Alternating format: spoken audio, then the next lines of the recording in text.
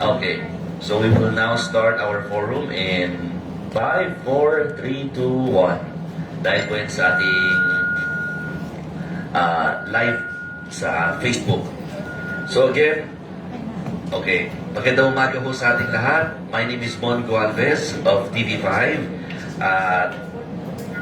board member nitong Quezon City Journalists Incorporated, QCJI. Ano lang ako attend lang dapat ako dito Bigla ako nahatak ko na mag-moderate na ng ating forum for today. This Tuesday, this is actually twice a month na ginagawa ng Quezon City Journalists Incorporated. Again, welcome to QC Journalist Forum. Hatid po ito sa inyo ng PAGCOR, Philippine Amusement and Gaming Corporation, at the same time ng PCSO, Philippine Charity Sweepstakes Office, and of course, ito po ay sa pangunguna ng QCJI, Quezon City Journalists Incorporated, sa pakikipagtulungan kina Quezon City Mayor Joy Belmonte at Quezon City Vice Mayor Gian Soto. At sa araw na ito, I'm happy to see na talagang we are, full house tayo ngayong umagang ito.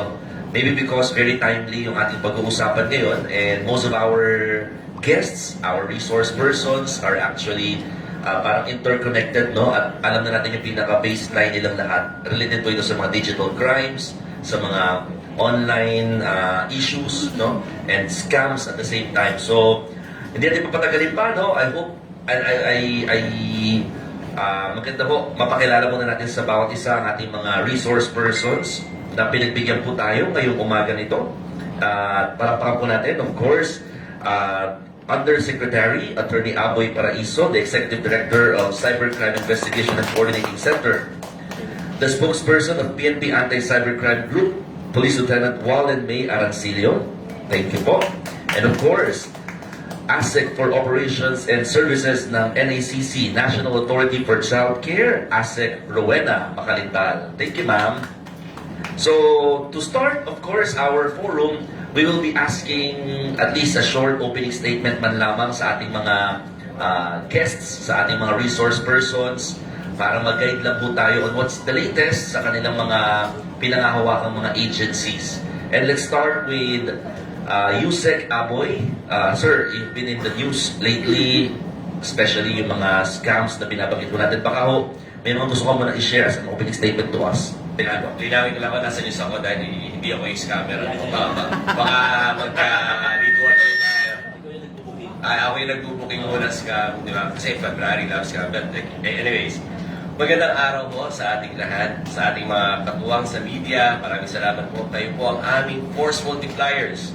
Kung wala ang inyong panunulat at mikropono, mananatiling sikreto ang mga modus na dapat alam ng bawat Pilipino. Ditong 2025, naging madali ang ating laban. Ang ating Cybercrime Complaint Center, UC3, yung hotline 13262 natin, ay nakatanggap ng mga higit na 18,633 reports. Bilihin nyo, libo-libong Pilipino na ang nagiging biktima ng mga mapagsamantala sa internet. Sino ang paboritong target? Ayon sa ating datos, ang mga mahilig mag-add to cart, consumer fraud ang nangunguna sa listahan natin, which is around 35%, sinundan ng online fraud, at narito ang nakakagulat. Bagaman tech sabi ang ating mga kababaihang nasa edad 18 to 29, sila ang pinakamaraming reklamo. Maabot sa 6,246 reports. Ibig kong sabihin na hindi sapat marunong kang gumamit ng gadget, dapat marunong pa na rin mag-detect na scam at saka mag-practice ng cybersecurity hygiene natin. Ngayong Pebrero naman, love month. Pero para sa CICC, katuwang ang ating PNP, CG, ang NACC, ang NBI at ang DOJ ho. Ito ay ang ating anti-love scam month. Itinusan namin ang kampanyang III FEMIBIG o yung AI FEMIBIG natin. Bakit? Dahil ang mga scammer ngayon, hindi lang basta nakikipag-chat. Gumagamit na rin sila ng artificial intelligence para sa panlilindang nila. Mula January 9 hanggang February 6 pa lang, mayroon na tayong natalang 18 reports of love scams. maaaring maliit tignan, pero ang sakit nito ay hindi lang sa bulsa, kundi pa rin sa mga damdamin natin. Good.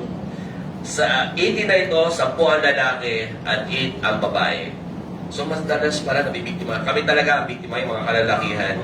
Karamihan ay kabataan pa rin sa loob ng 18. Sa loob ng 18 ay naitala natin ang 22 incidents ng social engineering, advance fee, sextortion, at impersonation. Ano ang mga linyahan nila? Parang alam ko rin. Pero sige, kilalanin niyo ang mga scripted personas ng mga scammer. Si sad boy, sad girl, palaging may problema sa pamilya o pera para hingan ka ng tulong. The seductress or seducer, kinukuha ang masaselang retrato nyo para gamitin sa sextortion. Ang investor, sasabihin para sa future nating dalawa. Pero itatakbo ang inyong mga pera sa penny crypto app.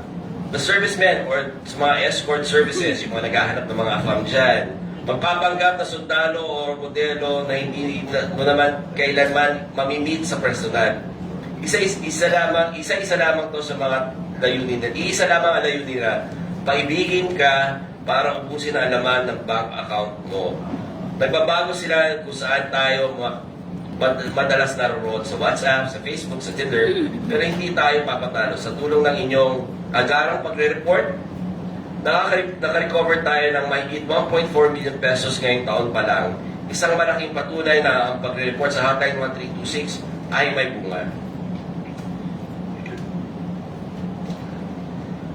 Ang hanap buhay ay hindi biro. Kaya huwag nating hayaan mapunta ito sa ibang mga manloloko. Sa ating mga naghahanap ng mga katuwang sa buhay, narito po ang inyong CICC. Ang payo na CICC, invest your money wisely, invest in your emotions wisely, mag-invest ng mga talino, pero huwag basta-basta mag-invest ng tiwala sa tao hindi mo naman kakilala. Kapag may duda, huwag mag-atubili. Tumawag agad sa hotline 1326. Ang pagre-report nyo ay hindi lang para sa sarili nyo, sinasalpa nyo rin yung ibang mga kababayan natin na maaaring biktimahin pa ng mga scammers na to. Muli, maraming salamat po. Magandang umaga po sa atin lahat. Maraming salamat po, Yusek Aboy. At mukhang based on your statement, opening statement, mukhang marami nang baka patatanong si Ate Angie mamaya. Okay. Sige, reserve mo muna Ate Angie ang iyong mga questions. But for now, let's listen naman to Police Lieutenant Wallen May Arancilio from the PNP Anti-Cybercrime Group. Napaka may mga latest ka rin dyan, or at least you would want to say lang sa opening statement regarding sa mga anti-cybercrime initiatives. Thank you po. Thank you, sir. Off the record, wala po akong dalang opening statement. And good morning po to our my co-speakers here. Good morning po, ma'am, sir. And to our friends from media, good morning po sa lahat.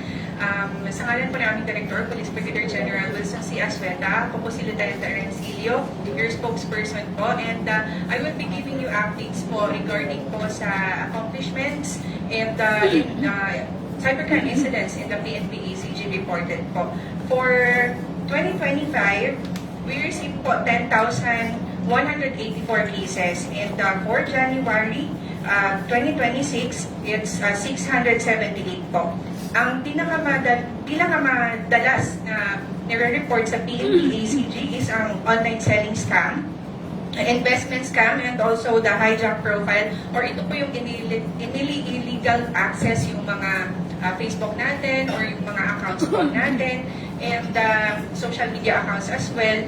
And the PNP ACG po, ang main po namin na mandate or core capabilities po ng PNP Anti-Cybercrime Group is yung digital forensic examination. Tayo po yung nagkakandak ng mga examinations doon sa mga digital devices that are seized during operations. And also nagkakandak po tayo ng cybersecurity. Ito po yung pag may breaches, and also po yung manahack yung mga websites or any accounts po ng mga kababayan po natin or yung mga government or agencies po. Tayo po yung nagkakandak ng investigation yan. And also, cyber response po. Tayo po yung nag-investigate and nag-conduct po ng operations with the help po ng ating CICC and also the other government agencies po. Nakikipagtulungan din tayo sa mga stakeholders natin and private sectors as well pag nagkandak po tayo ng operation, and also tayo din po yung nag-apply ng mga cyber warrants sa court para po ma-implement po natin yun sa mga financial institutions or social media platforms nang malaman natin kung sino po yung gumagamit ng mga accounts na ito para mag-scam or sa mga illegal online na activities po, and malalaman natin kung sinong kakasuhan. Madagdag ko na lang din po sa sinabi po ni Yusek Apoy regarding po doon sa love scam. Alalahanin po natin, ang tanong muna ng PNP-ACG, February na, may Feb-ibig ka na ba? So sa mga kababayan po natin na naghahanap ng partners, mga kasama sa buhay, since po nabanggit po ni Yusek is lagi po mga nabibiktima dito is mga byuda, naghahanap ng love life, and sa online websites or sa mga social media platforms, dating apps, naghahanap ng partner. Yun talaga po yung laging target dito sa love scam. And lagi nating tandaan, dito sa love scam po, hindi lang po pera yung target, kundi inuuna muna yung puso. Pinapaibig po tayo hanggang mahulog po tayo, tulungsang mapaibig tayo sa kanila. Kadalasan po nagpapanggap sila na foreigner, na nasa ibang bansa, hanggang sa hihingi na po sila ng pera sa atin. So lagi nating tandaan na ang mga sa social media platforms na nakikita natin, nababasa natin, naririnig natin, hindi lahat dyan ay tama at totoo. So, lagi nating tandaan, maging mapanuri po at huwag magpaloko. Maraming salamat. Maraming salamat, Police Lieutenant Arancilio.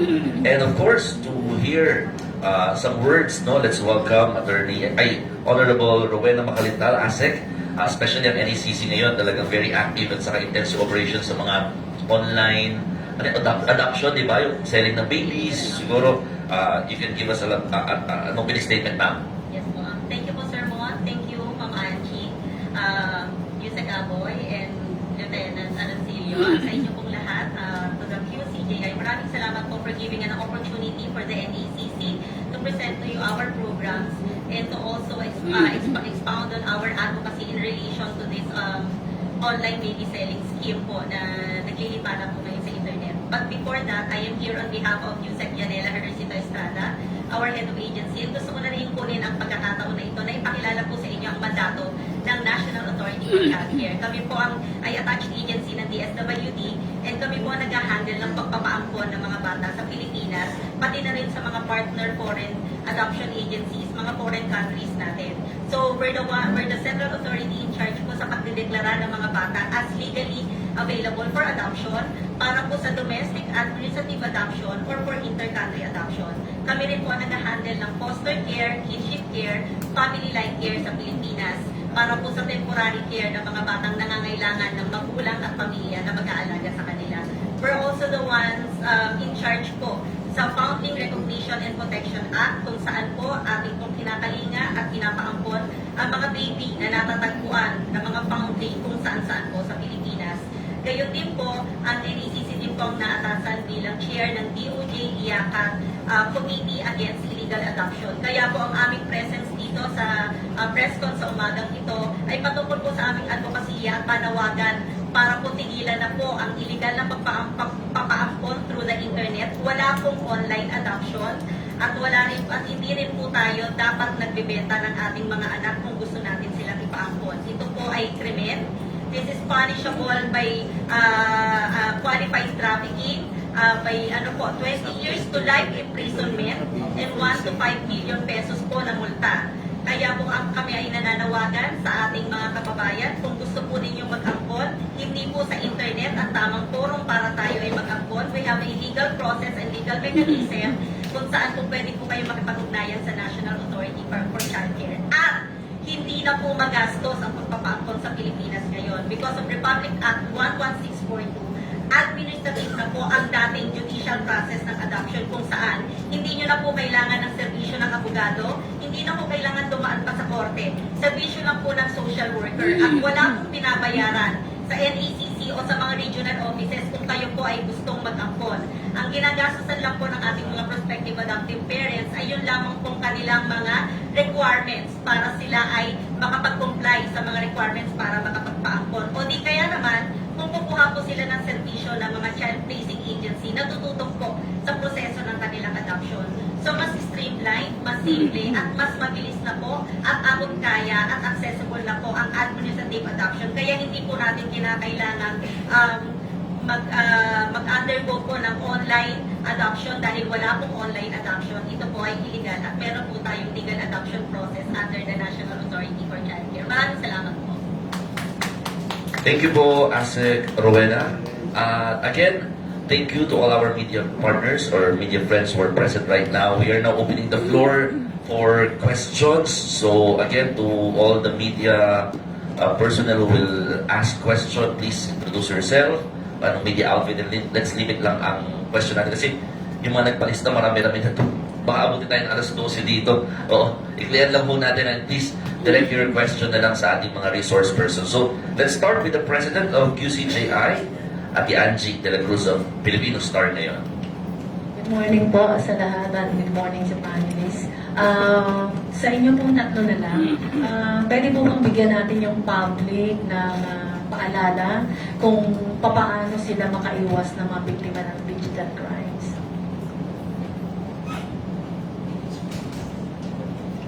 Thank you po. Sa mga kababayan po natin na biktima ng cybercrime, sa mga kababayan po natin, paalala po galing sa PNP Anti-Cybercrime Group, huwag po tayo basta-basta maniniwala sa mga nakausap natin sa mga social media platforms. Mag-ingat po tayo sa mga social media interactions po natin and online transactions po. Huwag po tayong magbigay ng mga one-time PIN, password, or any personal and financial information po natin kahit kanino. Also po, lagi nating iwasan mag-click ng mga suspicious links, lalo na lagi nating tandaan na yung mga government agencies, ang mga private sectors or mga financial institutions po, hindi na po sila nag-send ng mga links sa mga messages natin. So pag may nakikita po tayo doon ng mga messages na nagsasabing meron po tayong mga points or mga rewards and we have to click those links, iwasan po natin yan. And kung kayo man po ay nabiktima ng cybercrime, huwag po kayo magdalawang isip na lumapit sa PNP Anti-Cybercrime Group para ma-assess po natin yung situation at mabigyan ng agarang action. Thank you. Gaya po na nabanggit ko kanina, para po sa mga interesadong mag-upload, wala pong online adoption, wala pong legal adoption sa Facebook. Lahat po yan ay may legal na proseso po. So you can coordinate po with the National Authority for Child Care through our regional alternative child care offices o di kaya po sa inyong mga local social welfare development officers, sa mga social workers po ninyo sa inyong mga LGUs, or contact 0917-322-6222. So pagka po may nag-aalok sa inyo ng bata, bawal po yan. Taliwas sa common knowledge, nakala natin kapag gusto natin mag-ampon, pupunta tayo sa facility, mamimili tayo ng batang aampunin base sa lukso ng dugo o base kung nakumputan tayo. Hindi po ganyan ang tamang proseso sa legal adoption process natin.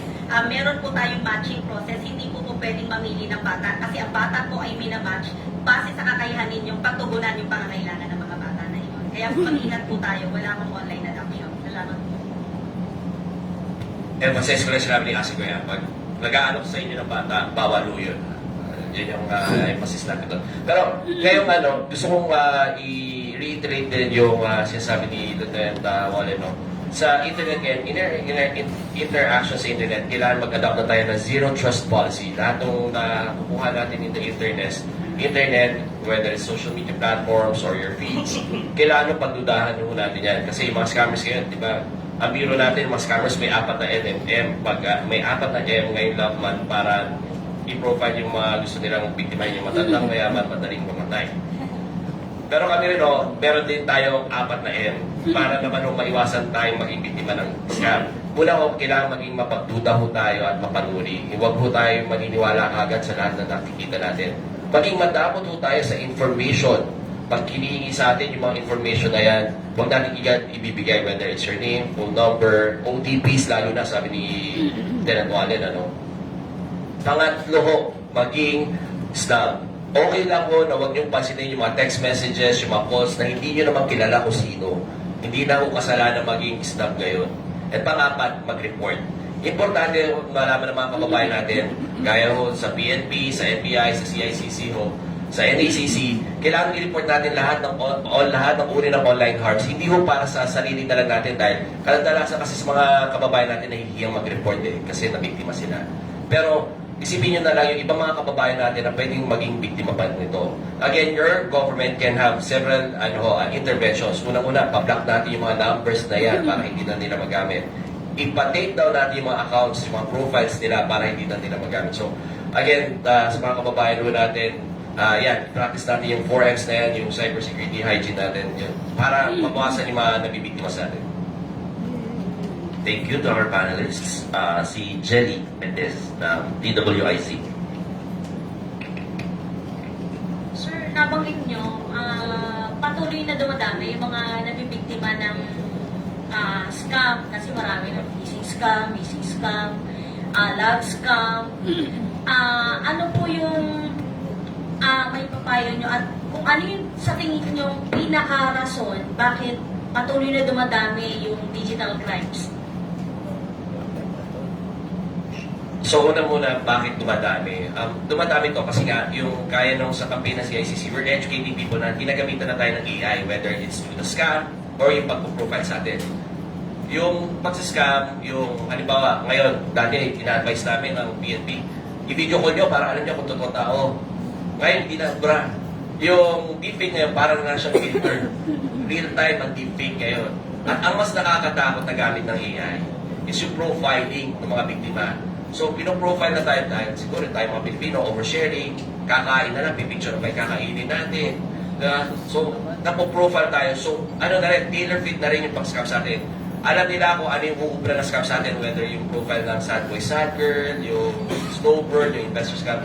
Alam na ho nila. Tapos, all year round, yung mga gumagawa ng love scam, ginagawa rin nila all year round, iba't ibang uri ng scam. So, baka hindi ka maging biktima ng love scam ngayon, pero investment scam later. So, yun yung nakakatakot ngayon. Pero, focus tayo sa love scam ngayon.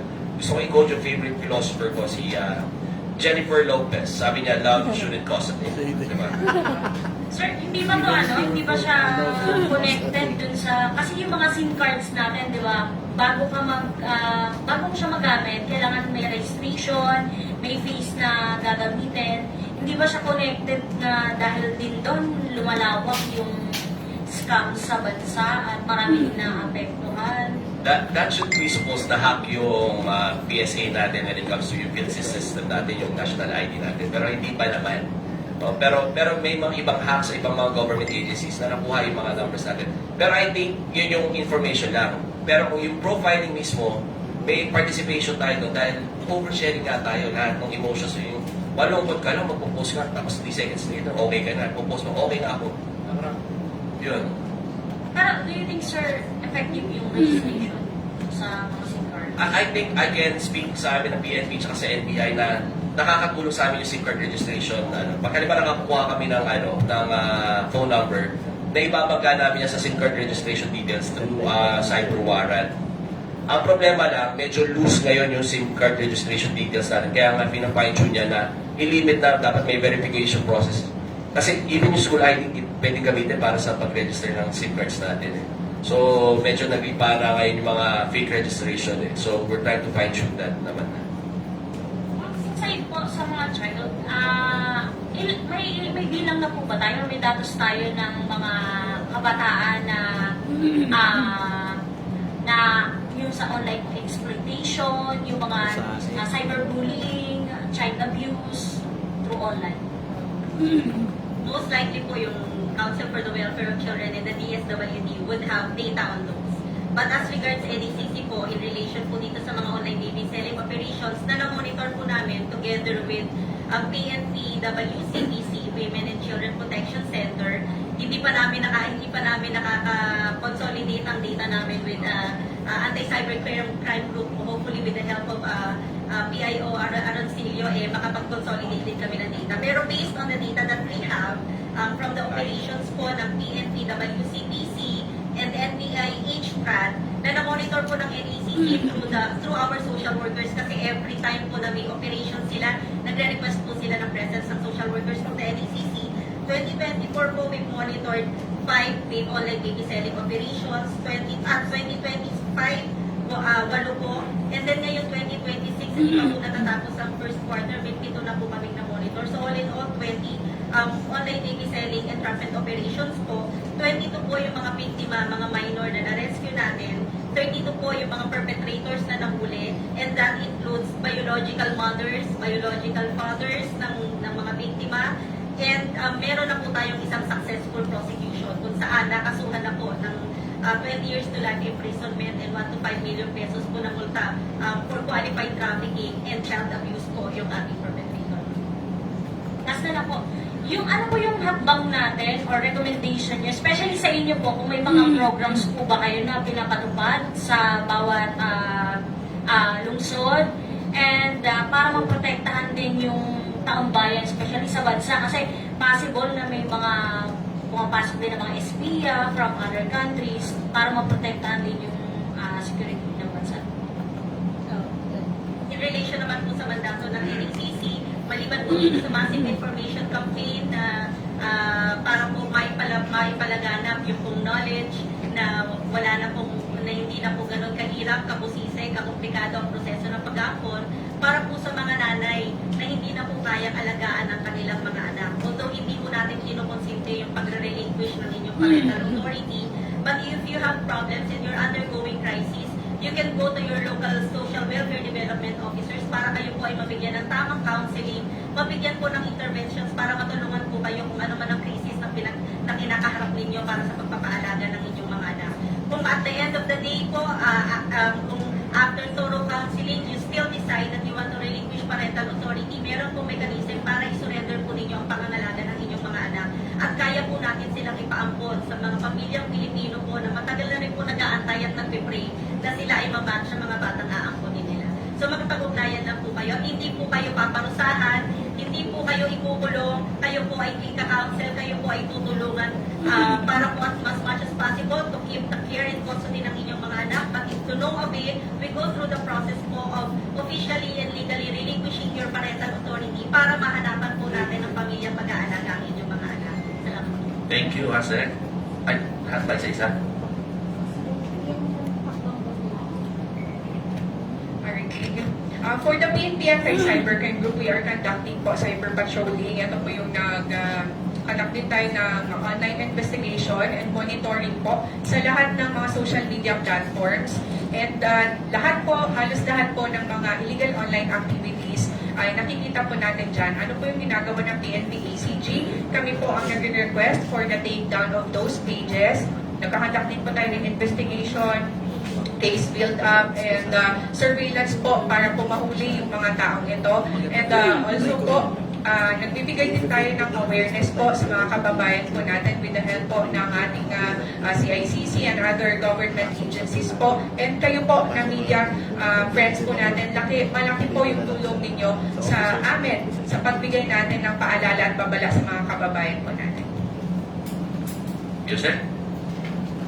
Siguro pag malaki ko na lang yung dalawang talagang malaking programa ko ng CICC. Una ho yung establishment ng Hotline 1326 kung saan madali yung makapag-report yung mga kababayan natin. At syempre, we document it, tapos we do our initial investigation, tapos papasa na natin sa mga partner law enforcement agencies natin na sila naman yung gagawa ng mga follow-up operations for apprehension, and syempre sa DOJ for prosecution. No? At yung threat monitoring center natin, alam mo, excited po talaga kami dyan eh. Kasi pag na-establish na yung threat monitoring center ngayon sa bagong opisina ho natin, nasa isang kwarto na lang po kami lahat. Yun yung idea eh. So, meron ho kami na partnership with PNP, NBI, sa Bangko Sentral, meron na rin ho for online financial frauds sa PAGCOR at saka sa PCSO for online, illegal online gambling. Nag-usap na kami ni Asek Weng na magkakaroon kami ng partnership para naman dyan sa illegal online wala pa lang wala talagang online adoption. So wala talaga legal at saka illegal. So wala for online adoption. Bawal talaga yan.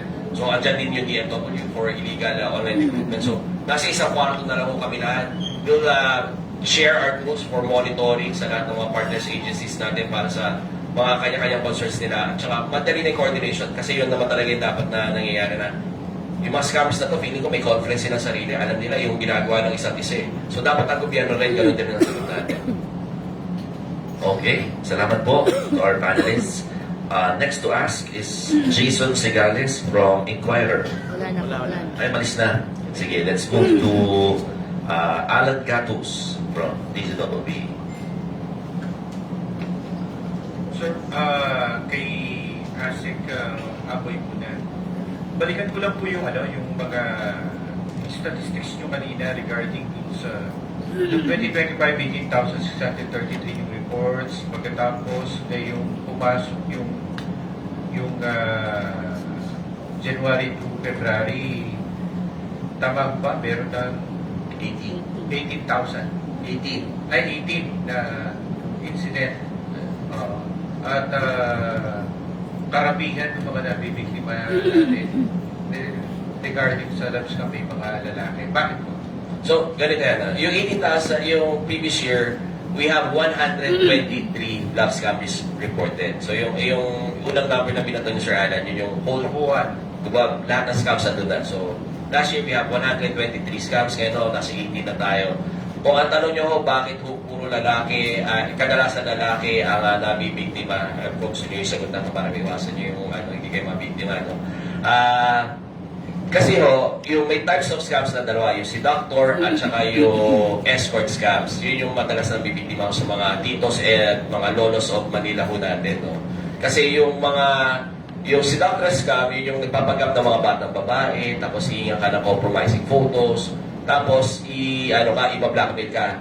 Eto, nado-document natin to, pero bihira yung nagsusumbong. Yung escort scam, on the other hand, yung mga talagang alam ng mga kalalakihan na talagang naghahanap lang sila ng mga babae na, kasi, na bata, mga gano'n. Tapos, talagang, yung transactional yung relationship ng scam na to. Pero, malalaman-laman nila later on, yung ginamit na photo, parang dinifake lang yung photo ng ibang babae. Tapos ang nagre-reklamo yung mga na-deepfake na kumakalat yung photo ko na ganito, yung video ko ng ganito. Nalalaman din ng mga kalalakihan na hindi pala yun yung kausap nila na, kung ano yung compromising conversations nila na nagkaroon.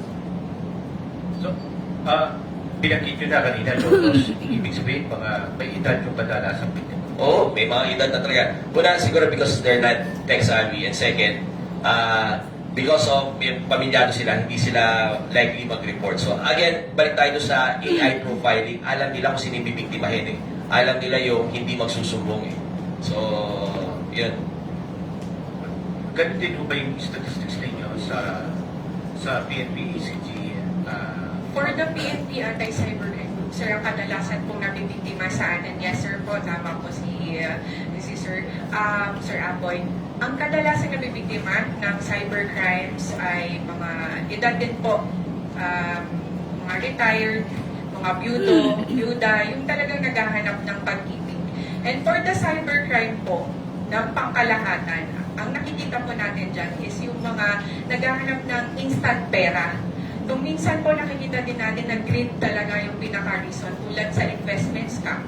Ang nakikita po natin dyan ay mabilis na kita, too good to be true offers. So kadalasan po ang nabibiktima dyan yung mayroon ding pera na makakapagbigay sa investment, and doon naman po sa side ng online selling. Ito naman po sa mga kababayan natin na middle ages, kumbaga mga 20s to 30s, na mahilig naman po sa online shopping, na kumbaga nasa social media platforms na po or sa shopping sites na bumibili ng mga items, and sila po yung kadalasan nabibiktima. So, case-to-case basis din po siya, sir.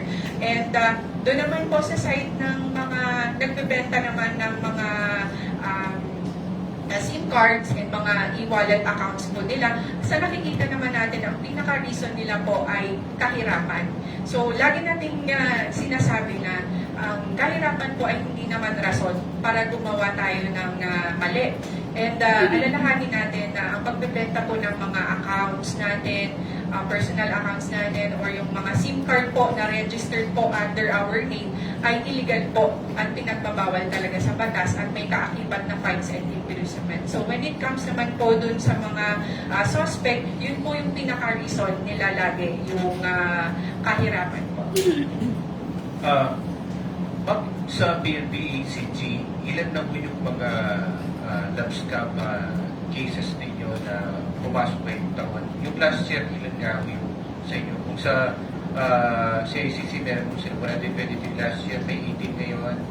Sa inyo po, ano po yung statistics po natin ngayon? For the lab scam po, this year, may nakita po tayo dun sa isa pa lang po ang na-operate natin. Kung maalala po natin, last January po, nagkandak po tayo ng operation and nahuli po natin yung American National po. Ito po ang modus niya naman po ay may kinakausap siya online sa mga dating apps. Ginagawa niya po, nililigawan niya, kinukuha ang loob niya. And kung ang dati po na ginagawa ay pinapa-invest yung mga nabibiktima, ngayon naman po, sila po yung pinapatrabaho through live streaming naman po. So, ang makikita natin doon, sila yung kumikita at then yung kita ng mga nabibiktima po niya ay yun po yung pinipera niya, hindi niya po binibigay doon sa nabibiktima nila. For the 2025 naman po sa LabScam, makikita din natin na bumaba din po yung cases natin sa LabScam ngayon taon since yung LabScam po natin last year is 54 cases po ang naitala ng PNP Anti-Cybercrime Group. So nakikita po natin yung pagbaba ng mga insidente, though na hindi natin ma-deny na hindi po lahat talaga ay nagre-report. So makikita po natin dito, nagiging maalam na rin yung mga kababayan po natin sa ginagawa po natin continuous education or pagbigay po ng paalala, babala, and awareness sa mga kababayan po natin. Nagiging maalam na sila kung ano ang dapat at hindi dapat nila gawin sa online. Last na lang po sa akin kay Asset Uli. Sa bilang nyo na 18,000, sa kabuuan na po na mga scam to, ilang percentage yung na-resolve po natin dito? So, ang resolution naman natin parating 100% pero iba-iba yung degrees of resolution natin. Ang hirap po, ang kailangan maintindihan ng mga kababayan natin, pagdating ko sa cybercrime, pag naimbestigahan natin, madalas ang ending, yung mga cybercriminals, wala dito sa Pilipinas. Yung mga international cybercrime hubs na to, well-organized, well-funded syndicates outside the Philippines. Kaya, tatanda nyo kanina, nagbibiro ako na parang nag-uusap-usap sila, may conference sila sa sarili, may summit sila ng sarili. Kasi they employ the same strategy na they use yung jurisdictional challenge. Meron kami na inoperate before na scam up sa Cebu. Ang binibiktima, mga taga-ibang bansa. So, ang kaso lang po na time natin yata nun, Lieutenant, yung lang, violation lang ng permit. Business permit lang na yung kaso natin sa mga scammers na yan. Same thing, yung mga nandito sa Pilipinas, madalas na bibiktima, if it's organized, lalo na yung investment scam na yan, yung online marketing scam na yan, yung shopping scam na yan, mga taga-ibang bansa. So, again, different degrees of the resolution. Pero, if everything goes well at nandito yung mga scammers na yan, na-operate natin hanggang, kaya na sinabi ng PNP-ACG, hanggang ma-prosecute natin yung mga yan.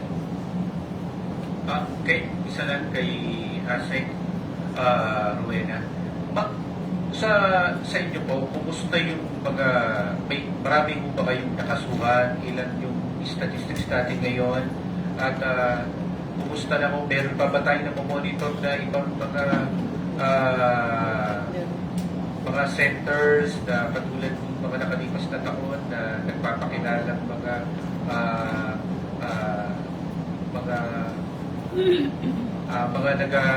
nag-a-adapt pero nagagamit pala to for human trafficking, yung ganitong klase ng mga para dun sa adoption.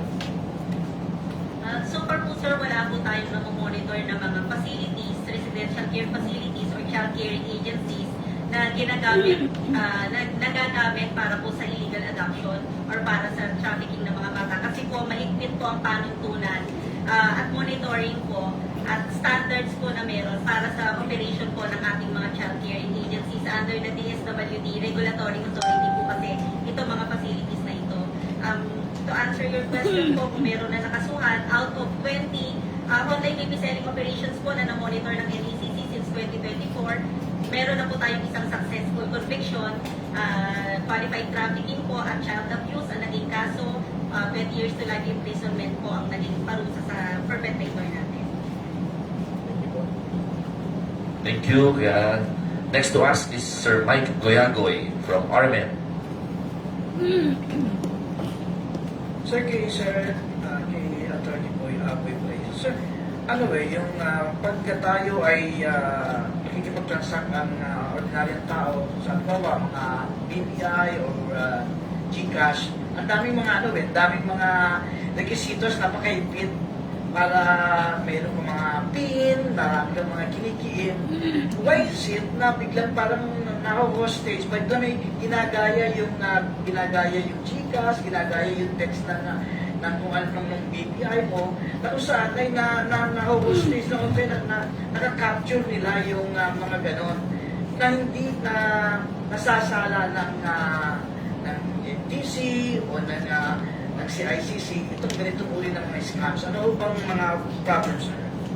So, base mo doon sa pagkakadescribe nyo, pag hino-hostage ko, yung hina-hijack ko, yung mga trends natin na akala natin nagagaling sa lehitimong mga bangko natin or mga government agencies natin, ang usual perpetrator dyan is yung IMSI catcher, yung International Mobile Subscriber Identification Catcher po natin yan. So, to briefly describe it, para siyang rogue cell tower. Yung mga phone natin nakalagay dyan, LTE, ano ba nakalagay sa akin ngayon, 5G. Pag napansin yung bumaba yan sa 3G, 2G, ibig sabihin may IMSI catcher sa lugar. Binablock niya yung signals ng mga legitimate carriers at mobile network operators natin. Tapos nagpapasok na siya ng sarili nila mga text messages. So magmumukha galing talaga sa BPI kasi doon, ando sa trend ng BPI eh. Tapos doon, ang system parating may link. Hindi nila mapoperpetrate yung scam sa text. Kailangan dalhin nila kayo doon sa website niya. Tapos i-spoof nila yung BPI. Ibig sabihin, pag tinignan nyo, mukha website ng BPI, no? Tapos doon na hingin yung mga numbers nyo. Kaya nakukuha kasi binuvolunteer natin thinking nagtatransact talaga tayo doon sa mga bangko natin. With the partnership na sa PSP at ng ano yung mga wall security natin dito? So,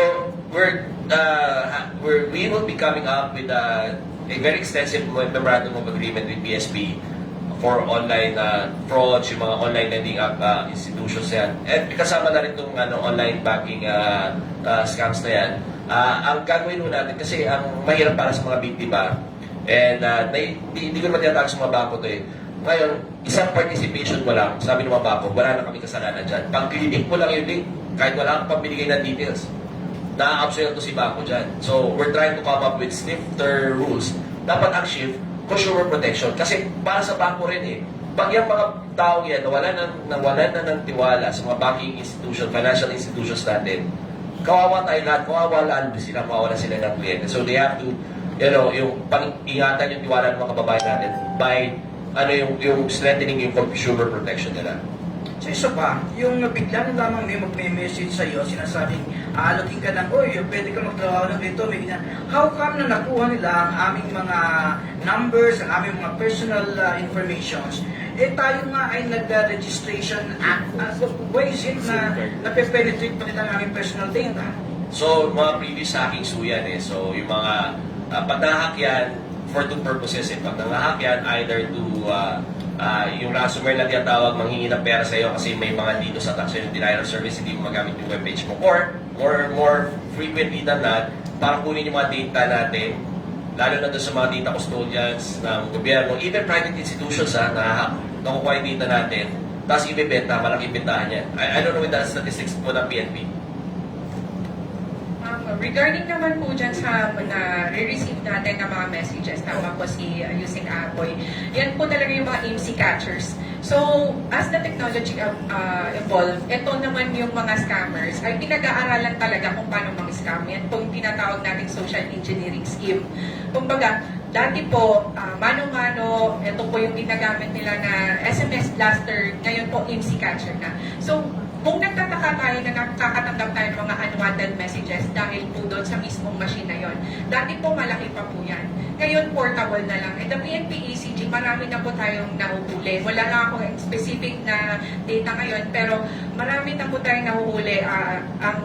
As I can remember po, last year may nahuli tayong dalawa na paikot-ikot dyan sa Mandaluyong and Makati. Ito po, meron silang maraming IMSI catchers na ginagamit. So yan po yung pinaka-main na goal nila. Yung pag-click nyo po yung link, and sinasabi nila, we have to upgrade or update our cards. Meron po tayong points, reward points, and nanalo tayo sa raffle. Those are the clickbaits. Ang baits na ito, pag na-click natin, mariredirect po tayo sa mga websites. Akala natin totoo, yun pala ito ay clone. Pag mag-input tayo ng mga username and password, magpe-fail po yan when we submit. Akala natin failed, pero ang totoo nun is nakuha na nila yung username and password natin. And dun po, nakikita na nila yung mga numbers natin, name natin, addresses natin. Kaya po, nakukuha na nila yung mga information po natin. Thank you. Last kay Asik Raiso. Sir, nakita namin na nagnanumpari kahapon sa Malacanang sa Malacanang. Ano itong bagong nature ng work mo? So, is it the same pa rin or parang nadagdagan ng power mo? So, yun ho ang pagtatapos ng acting career ko ho. Tinapos na ho ng Malacanang yung acting career ko. So, naging permanent executive director ho na ho ako ng CICC. So, same job, lang, yung more official title lang. Title lang yung nagbago. Congratulations. Thank you po, po, sir. salamat po. Last siguro sa akin sa part ko kay Ma'am Rowena, yung mga sanggol na rescue, ano to, may babalik pa ba sa kanilang mga magulang na nagbenta sa kanilang mga anak? At anong arrangement with sa mga bata with the DSWD? Opo, yung pong mga bata na na-rescue natin, they are under the care po ng mga DSWD facilities o ng ating mga child caring agencies. At ang permanency plan po ay nakadepende sa decision po ng kanyang nanay.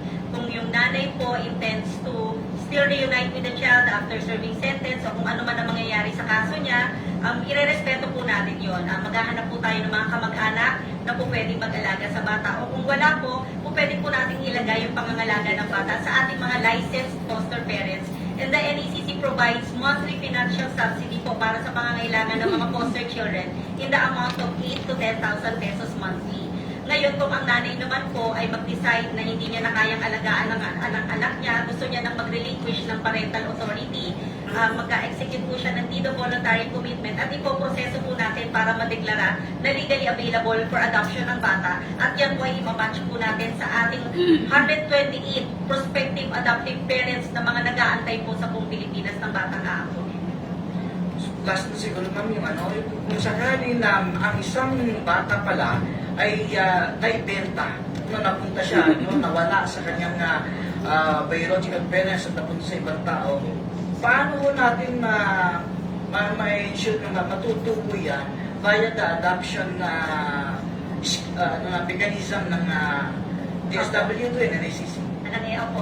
Kung ganyan po yung situation, usually wala pong birth certificate yan. Kasi hindi siya yung nanay na nagluwal at hindi sila dumaan sa tamang proseso ng adoption, may it administrative under the NECC or judicial during the time po na judicial pang adoption. So, syempre, wala pong birth certificate yan. So, maghahanap ng paraan yan para ma-register ang birth certificate. So, kung may ganyang situation po, ma-establish po natin na hindi nakarating sa kanila ang bata through illegal adoption or through trafficking, kung pwede po natin iproseso yung kanyang adoption petition. Ngayon, kung yan naman po ay simulated birth certificate, yan din po ay mandato ng NECC. Kung meron po tayong mga kababayan na hindi naman sila ang talagang nanay na nagluwal sa bata, pero inirehistro nila yung bata na sila ang nanay, that is a criminal offense po under the simulated birth rectification. Pero dahil meron po tayong batas na magsi 7 years na po ngayong February 21, ano po sinasabi ng Simulated Birth Rectification Act? Na kung kayo po ay qualified na nag-tamper po ng birth certificate ng batang inaalagaan nyo, hindi kayo yung nanay na nagluwal pero pinaregister nyo na kayo yung nanay.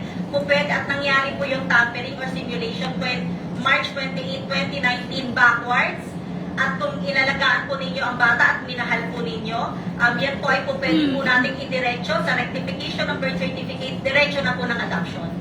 Until 2029 na lang po ang effectivity ng amnesty na pinoprovide ng batas na ito. So yung nag-tamper po, hindi po kayo makakasuhan. Yung kung kakutsabang midwife, doktor, o mga nurses na nakipirma doon sa simulated birth certificate, lahat po yan ay mabibigyan ng amnesty only until 2029. Kaya makipag-ugnayan na po kayo sa NECC o sa inyong mga local social welfare development officers sa mga LGU para ma-rectify po natin at ma-issuehan po ng tamang birth certificate yung inyong mga anak diretso po sa legal na proseso ng pagpapaampon, sir.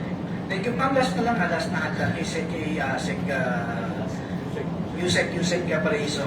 May mga recent report of spoofing. What is this spoofing all about? Ano ba ito? So, over the weekend, nakatanggap po tayo at nakipag-coordinate po tayo kasi nakatanggap pa si ICC na maraming reklamo from high-level executives ho ng ating pamahalaan, even ho ang office ho ng ating presidente about the spoofing. Sa Signal po, may mga text messages na pinapakalat sa iba't ibang mga ahensya at saka heads ng pamahalaan natin na nagpapanggap, whether it's the president, yung nagreklamo rin po sa atin, yung several congressmen, mga heads ng iba't ibang mga department na yung mga spoofing na to, kung saan nagpapanggap po sila na yung mga numbers nila nagagamit para magpanggap sa iba't ibang ehensya ng pamahalaan para makakuha ng details. Ang nakita namin sa CICC na medyo nakakatakot dito is, since ginagaya, di ba, doon sa online messaging application, especially sa Signal, pwede mong i-edit yung pangalan mo. Imbis na pangalan mo ilalagay mo na as your name, ilalagay mo yung number, halimbawa, number ni Presidente, number ko, number ng mga congressman, number ng mga senado.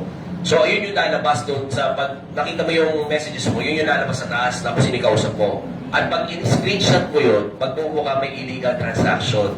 So, yun yung iniiwasan natin na magamit siya para magamit na ebidensya, para i-frame or pagmukain na may ginagawang illegal yung ibang mga ahensya at mga heads ng mga ahensya ng pamahalaan natin.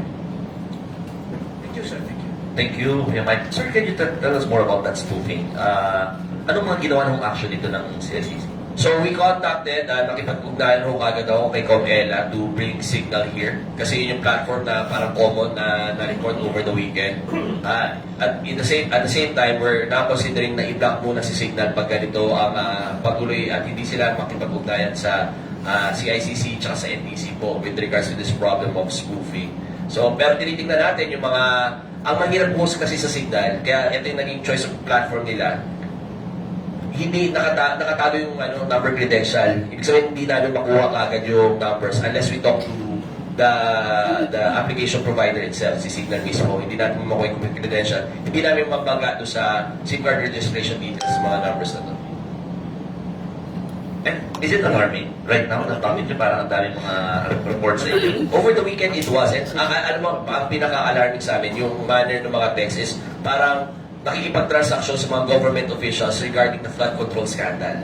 So, iniisip namin baka magamit siya as parang ebidensya para i-frame or ipahamak yung mga government officials natin. Kahit wala naman silang, hindi nila kilala kung sino yung kausap niya. Kaya nga nag-report sa akin, nagugulat sila. Wala silang kinalaman doon sa binabanggit sa text messages, the nature of the text messages.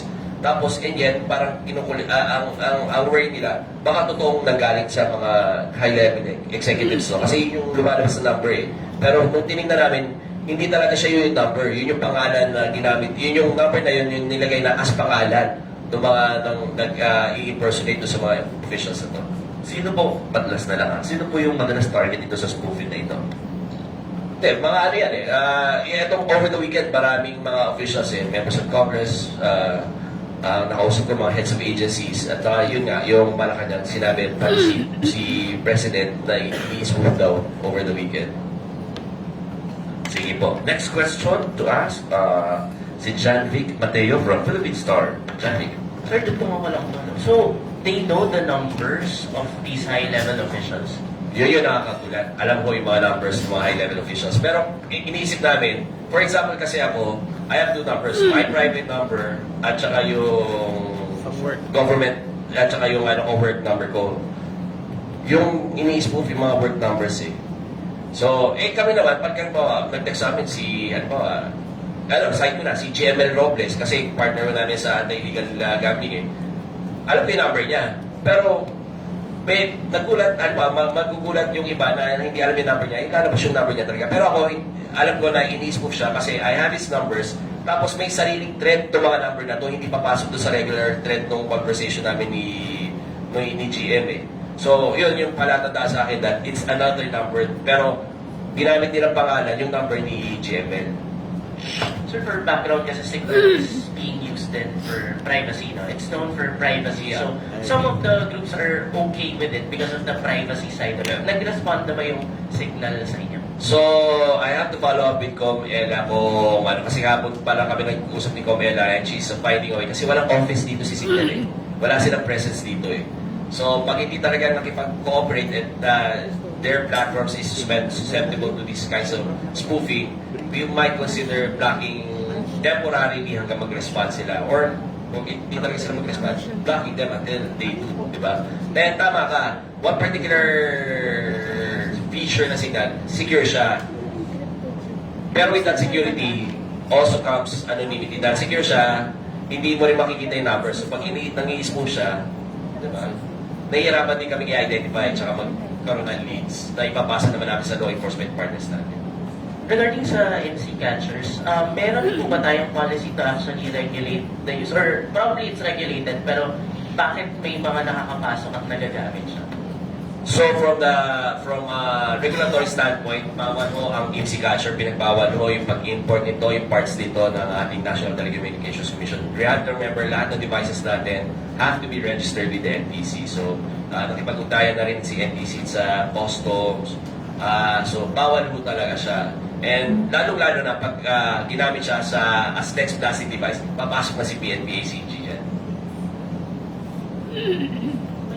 Regarding lang po doon, parang how do we stop it? Kasi kung bawal na pala siya, bakit meron pa rin? Yes po. Regarding dito sa MC Catcher, nakikita din natin through cyber patrolling and online monitoring and investigation po na merong nagbebenta ng mga MC Catchers online. Based po sa ating operation last January 2025, may nahuli po tayo ng Malaysian National. Ang sabi po niya, siya po yung best seller ng mga MC Catchers. So, ang nakita din natin doon ay marami na po pala siyang nabentahan. Hindi lang dito sa Philippines but worldwide. Ang nakita din po natin dyan sa mga nagpo-post and mga nahuli na rin natin na nagbebenta ng ganitong klaseng devices ay galing po sila sa mga old POGO na office.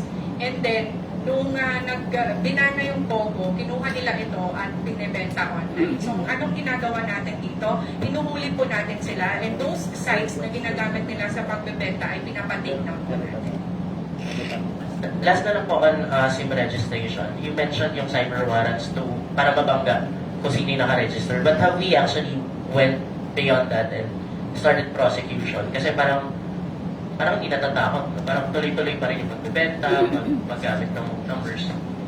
So yes, binabangga natin and sometimes we get a hint or we get leads from pagbangga doon sa SIM card registration details. Kaya naman, importante yung partnership po ng coordination center ng CICC with yung law enforcement partners namin. Kasi you have to remember yung parang dapat yung cohesion ng gawain namin. We have to act as one. Halimbawa, in this particular panel, magde-detect, magsusubok si NACC sa amin, we give them the tools para ma-detect yan. Pag may na-detect tayo, i-coordinate ni CICC yan sa PNP na we do our initial investigation first.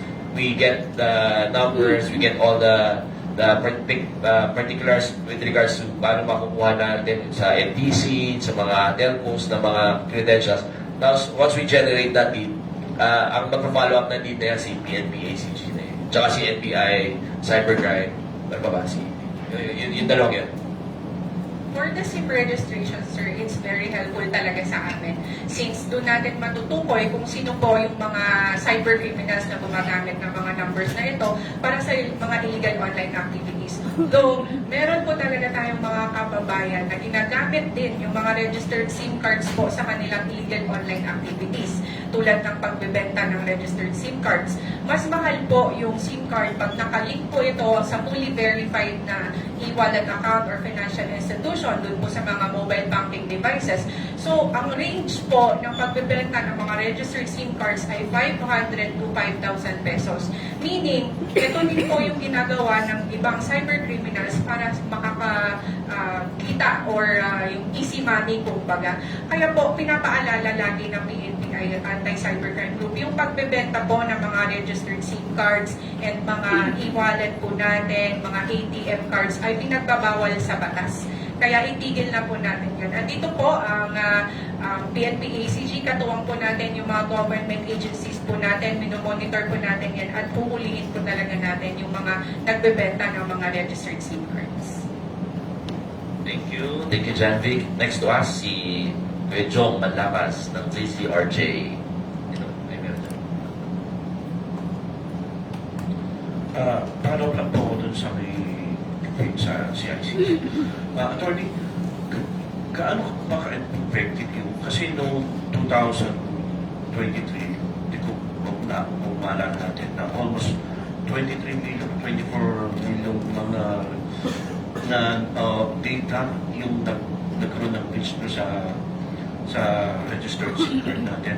So possibly ba gagamit nito yung mga data na yun? 100% nagagamit yung mga data na nakukuha from hacking, from breaches na yan. Kasi ang goal talaga niya, makuha yung data na yan para ibenta. So, these are being used. Yung more, yung sa scams nagagamit yan. Pero pag ba, to a lesser degree, nagagamit din yan ng mga online marketing mga companies para i-target yung demographics, mapag-come up ng marketing strategy nila. Pero syempre, nagagamit mga criminals yan para sa pag-perpetrate ng iba't ibang uri ng scam. So, gaano ka-effective talaga totally ang SIM card registration? Talagang sabi nyo, napapakinabangan yun to identify nito. Pero yung totally hadlangan yung krimen through this batas. So, sobrang effective po ba? Hindi naman sobrang effective. In fact, it can be improved pa. Marami pang improvements. Kaya nga pinagdidiskusyonan sa Senado at sa Kongreso yung pagre-revisa at pagpapalakas na sa SIM card Registration Act natin. Ma'am, gaano po ka-effective siguro sa tingin niyo? Sa amin po, sir, sa PNP Anti-Cybercrime Group, malaking tulong talaga kasi SIM registration. Since nga po, pag nakikita natin sa mga social media platforms, kailangan natin ng phone number, ng email, para makapag-create ng account. And through cyber warrant, ito po yung warrant to disclose computer data, ini-implement po natin yan doon po sa mga social media platforms and sa mga financial institutions po. Ini-implement po natin yan para makuha po natin yung mga information na ito through that number din po.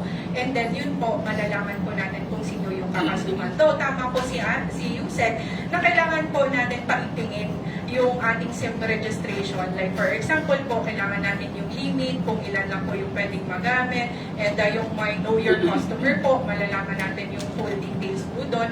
And yung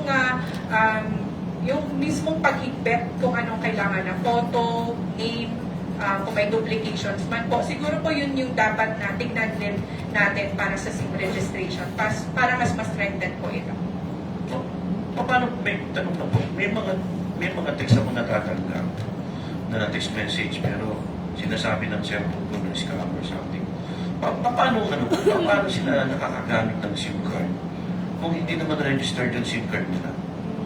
Sa nabanggit po natin kanina, that is through SIM SMS blaster or the IMSI catchers po. Since po doon, hindi na po kailangan natin i-register or meron man po mga registered SIMs doon, pero ito po yung binibenta din ng mga ibang tao doon mismo. Kaya po sinasabi natin na bawal yung pagbebenta ng registered SIM cards since po pag binenta po yan at doon po napunta sa mga cyber criminals ay maaari pong gamitin ito sa mga illegal online activities tulad po ng pag-send ng mga messages with links. Yun po ang mangyayari po dito pag apply po tayo ng cyber warrant and then nakuha po natin yung information na po na yun, ayun po yung kakasuhan natin.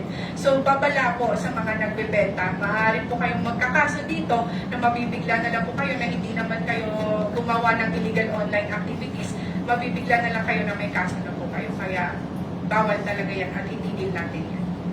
At balik lang kay attorney, pero yung signal, sinasabi ninyo, saan sila nakabase? Well, hindi ko sure. Good question. Kung saan sila naka-base na basa kung ano yung country of origin nila. Assure namin wala ko silang presence dito sa Pilipinas. Hindi ba sila China? Hindi ko sure. Gusto ko nga, mamaya, masasagot yan, papatanong ako kay NDC kung kanito sila naka-base. Next ko si Ella.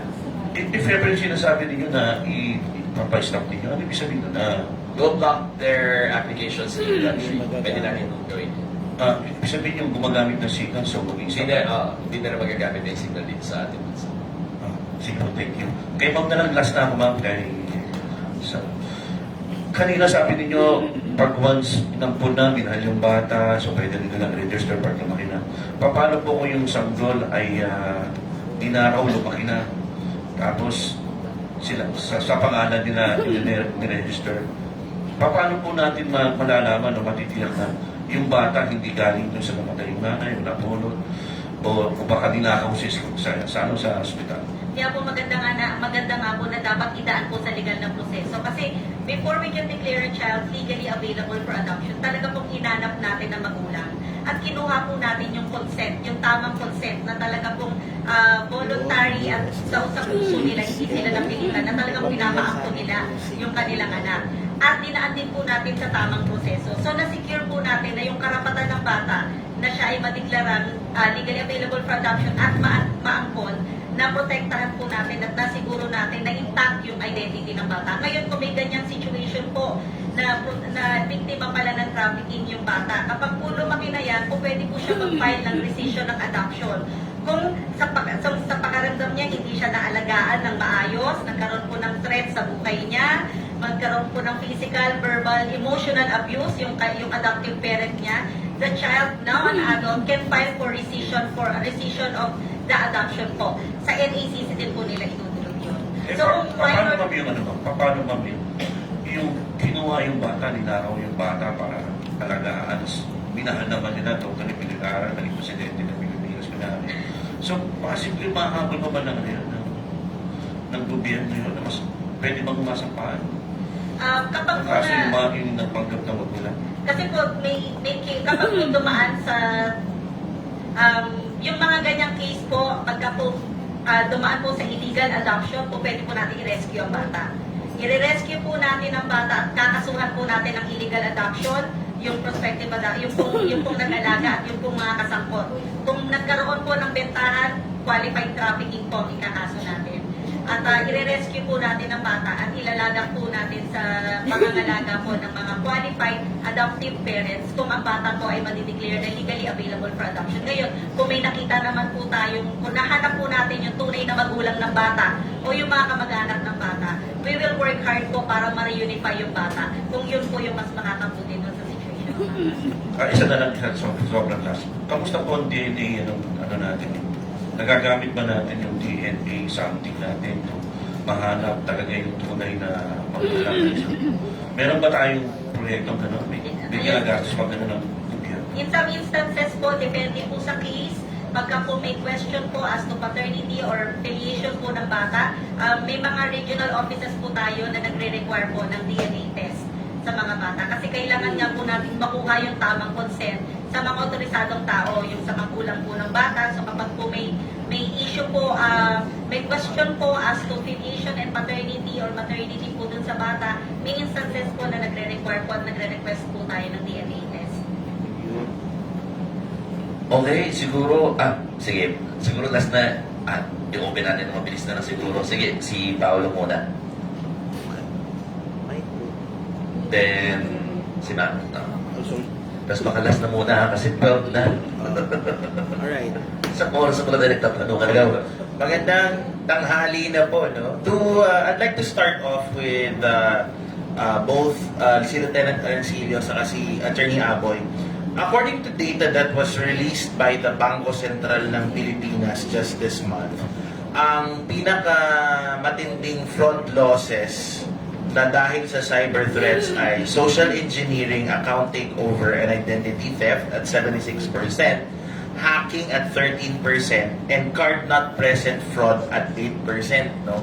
So, paano po yung ginagawa nating measures to protect yung ating mga consumers and especially the big businesses on both the CICC and the PNP side para po maprotektahan yung maprotektahan against cyber fraud specifically. Kasi ang dami, for example, from the common tao na nagpapanggap na siya'y ganito to like bigger transactions.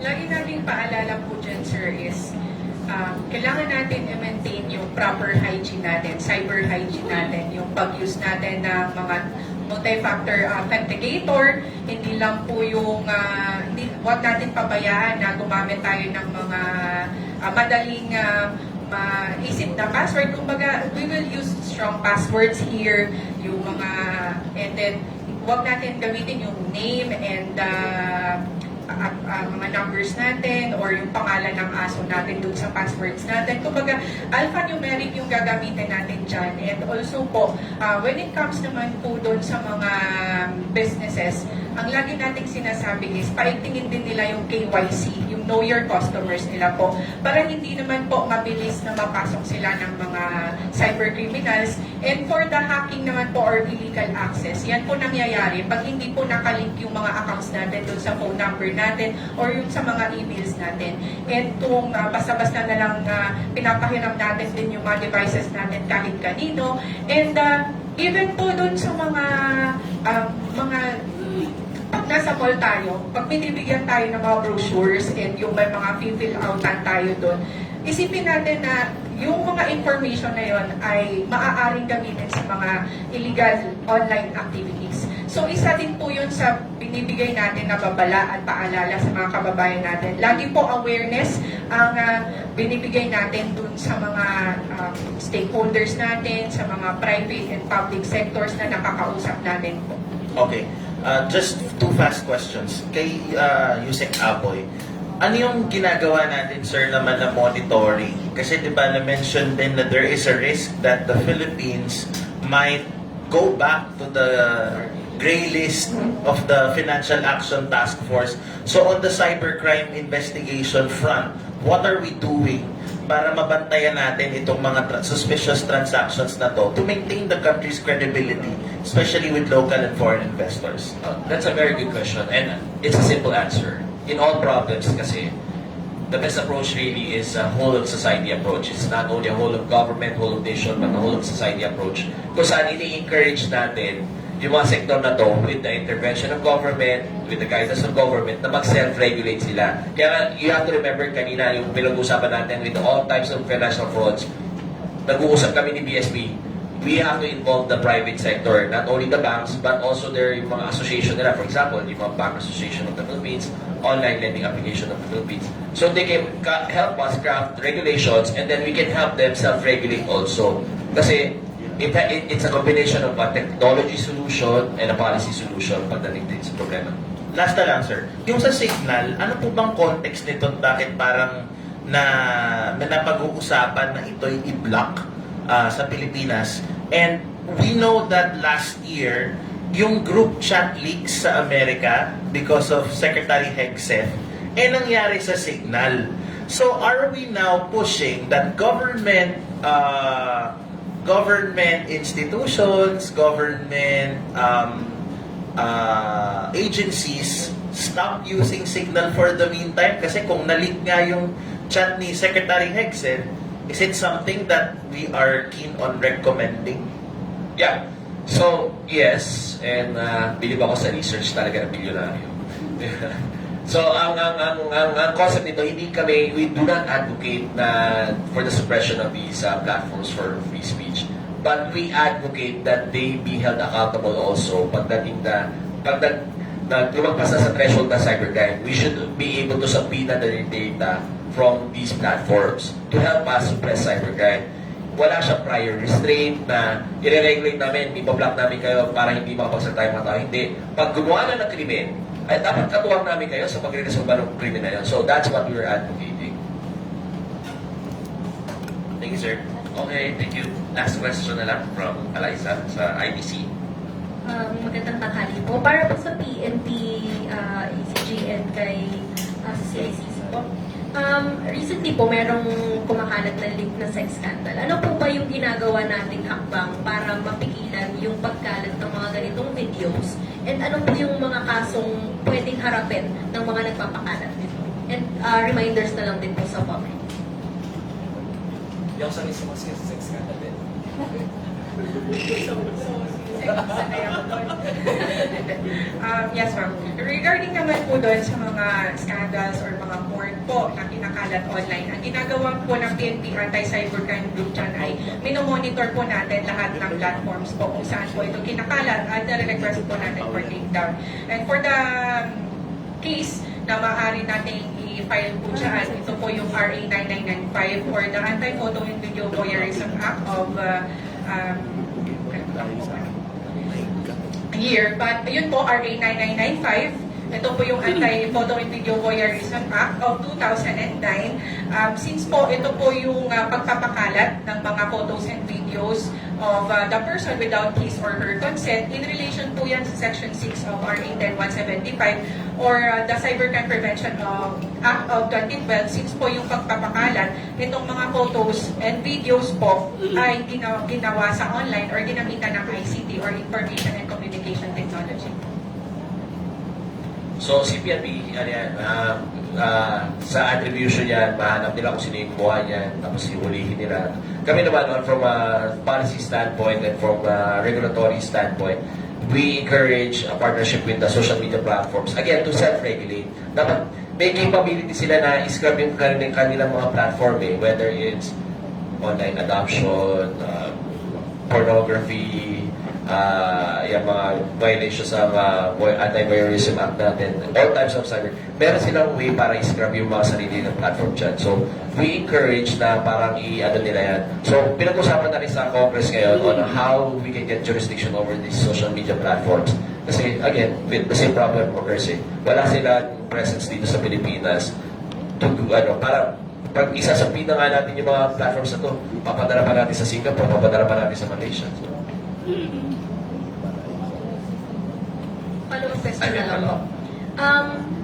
Meron po bang pwedeng kaharapin ng kaso yung mga nasa comment section na nagpapasend or nagpapakalat pa rin? For the comment section naman po, for example, yung offended party pumunta sa PNP Anti-Cybercrime Group at mag-file ng complaint po regarding po doon sa paninirang puri, kung may sinabi man po doon mga oral defamation po, through comment section po, maaari din po natin kasuhan yan ng Section 4C4 or libel of RA 10175 po or the Cybercrime Prevention Act of 2012. Alalahanin po natin na yung kaso po dito sa Cybercrime Prevention Act ay 1 degree higher, mas mabigat po siya kumbaga dun sa mga sa revised penal code or traditional crimes po. Okay. So, ano yung pahabol ka ba, sir? Siguro ano na lang, closing statement na lang din para po at least ma-official close na natin yung ating forum. Yusek? So, sir, sorry, pahabol na din. Sa yung mga bading hotline ulit na tawagan, of course. So, una-una ko, dami so pasasalamat namin sa mga outfits na katulad nyo sa mga media friends natin. Kasi kami sa gobyerno naniniwala, ang pinaka-importanting depensa natin against all types of scams, whether it's online, traditional, is yung educational campaign natin tsaka information drives natin na para ma-educate yung mga kababayan natin. Nakikita natin yung significant na pagbaba ng mga nabibiktima dahil nare-reach natin ng mas malawak sa tulong nyo ho. Kaya pasalamat po talaga kami sa inyo. Kaya mayroon po nyo yung platforma nyo sa amin na pakausap yung mga kababayan natin at ma-educate po sila. So, yung mga kababayan naman natin, gusto ko ipaalala, hindi ho kasalanan, hindi ho kahiya-hiya na maging biktima kayo nito. Dapat ho, tanggalin na natin sa isip natin yan.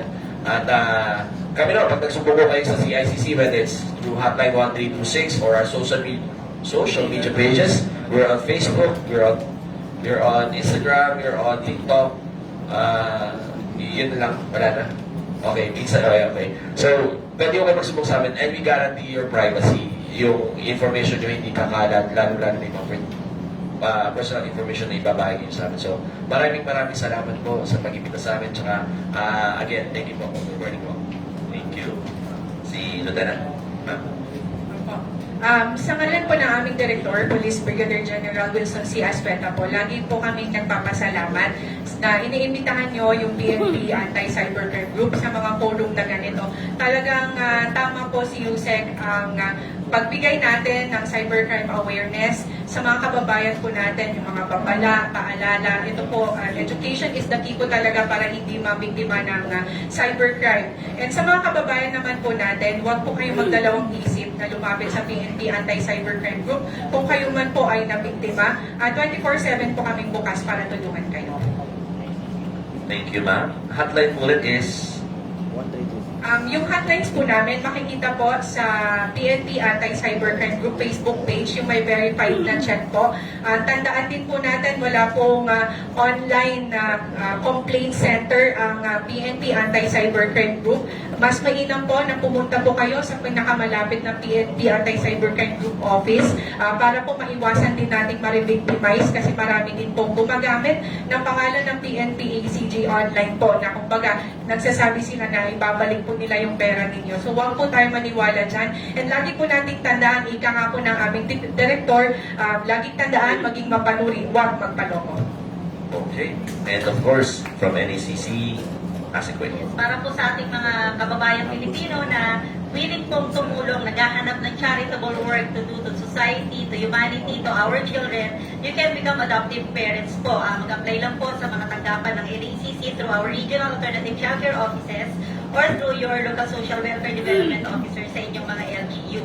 Kung gusto nyo rin naman po maging foster parents, we're encouraging you to apply, to open your home, your hearts, para po sa mga batang nangangailangan ng pamilyang mag-aalaga sa kanila. So for information po, you can contact 0917-322-6222, 0917-322-6222, or adoption@nacc.gov.ph. Bawal po ang online adoption, bawal pong magbenta ng bata, hindi po natin pinagkakakitaan ng ating mga anak. May tulong pong ibibigay sa atin ang pamahalaan, makipag-ugnayan lamang po kayo sa ating mga tanggapan ng LGU. Maraming salamat po. On that note, maraming salamat ulit sa ating mga panelists, kay Asikway, kay Yusek Abe, and of course kay Lieutenant Arancilio, at syempre sa ating mga media partners, maraming salamat. Yung mga hindi mo nakapagtanong at may mga gusto kayong i-clarify, pwede yung lapitan yung ating mga panelists kung kaya mo po ng kanilang mga oras. And again, this QC Journalists Forum ay hatid sa inyo ng PAGCOR at ng PCSO at sa pakikipagtulungan po ito, of course, ni na Quezon City Mayor Joy Belmonte at Vice Mayor Kian Soto, and of course, initiated by QC JI. Maraming salamat po at magandang tanghali.